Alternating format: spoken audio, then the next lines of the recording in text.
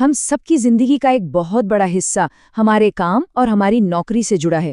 लेकिन ये सोचने वाली बात है कि उस वर्क प्लेस पर हमारी बुनियादी अधिकारों की रक्षा आखिर करता कौन है। चलिए आज के इस खास विश्लेषण में भारत के लेबर लॉज यानी श्रम कानूनों की गहराई में चलते हैं और इस पूरे सिस्टम को बिल्कुल आसान भाषा में डिकोड करते हैं। अक्सर मन में यह सवाल आता है कि इस मॉडर्न वर्कप्लेस को आखिर चलाता कौन है। देखिए, रोजमर्रा का काम सिर्फ कुछ अनौपचारिक बातों या आपसी समझौतों से तो चल नहीं सकता। इसे एक सख्त कानूनी दायरे में चलाया जाता है और यही कानून सुनिश्चित करते हैं कि हर चीज एक तय और निष्पक्ष व्यवस्था के तहत हो। तो आज के इस एजेंडे में हम 5 मुख्य बातों पर फोकस करेंगे। पहला, लेबर लॉ का कॉन्सेप्ट। दूसरा, काम की जगह पर बदलते हुए रिश्ते।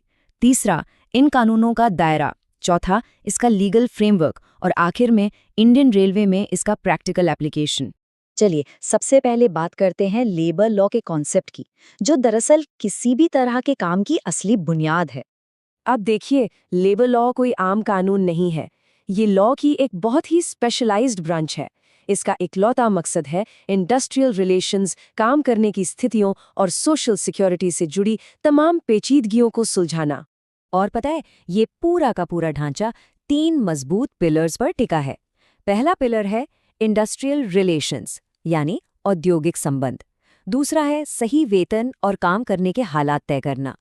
और तीसरा सबसे अहम पिलर है सोशल सिक्योरिटी, जिसमें किसी भी दुखद दुर्घटना के वक्त मिलने वाला मुआवजा शामिल होता है।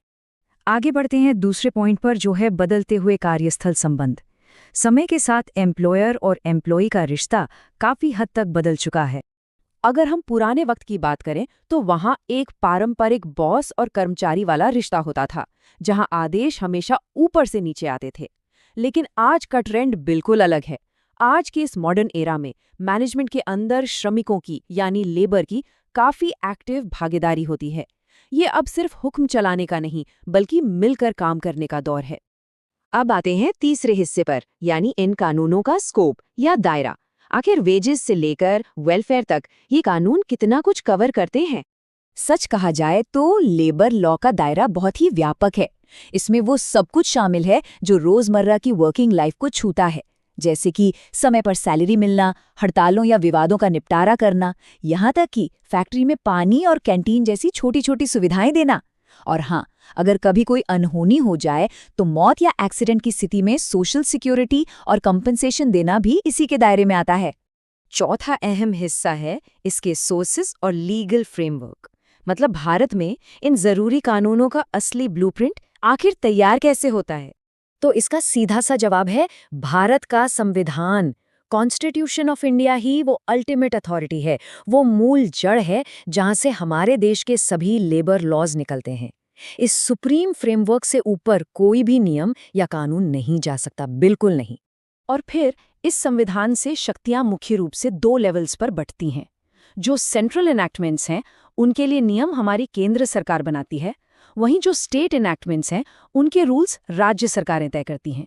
इसी बंटवारे से ये पूरा सिस्टम जमीन पर मजबूती से लागू हो पाता है। लेकिन रुकिए, सिर्फ सरकारें ही ये नियम तय नहीं करती, इसमें अदालतों का भी बड़ा रोल है।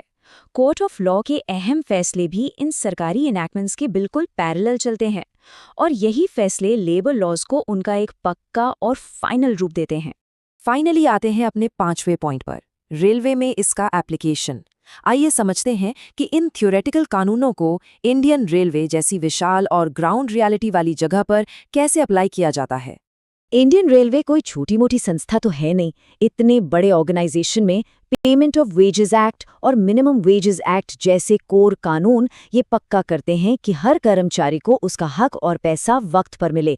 वहीं कॉन्ट्रैक्ट लेबर एक्ट और आवर्स ऑफ एम्प्लॉयमेंट रेगुलेशंस किसी भी इंसान की रोजमर्रा की शिफ्ट्स और उसकी बुनियादी सुरक्षा को कंट्रोल करते हैं। ये एकदम फाउंडेशनल एक्ट्स हैं।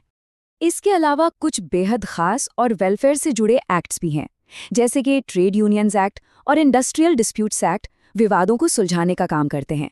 फैक्ट्रीज एक्ट वर्कप्लेस को सुरक्षित बनाता है और वर्कमेंस कॉम्पेंसेशन एक्ट किसी दुखद घटना के वक्त एक न्यायपूर्ण और सही मुआवजा सुनिश्चित करता है। तो देखा जाए तो ये हर पहलू को कवर कर लेते हैं।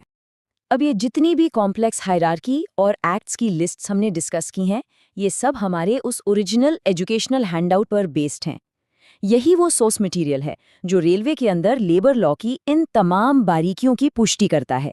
तो आज के इस विश्लेषण से हमने लेबर लॉ के पूरे स्ट्रक्चर को तो समझ लिया, लेकिन जाते जाते एक बड़ा सवाल जो सोचने पे मजबूर करता है, जैसे जैसे हमारा मॉडर्न वर्कप्लेस और टेक्नोलॉजी तेजी से बदल रहे हैं, इन बने बनाए कानूनों को आगे किस तरह से इवॉल्व होना पड़ेगा, क्योंकि कानून कभी रुके नहीं रह सकते, उन्हें वक्त के साथ बदलना ही होता है।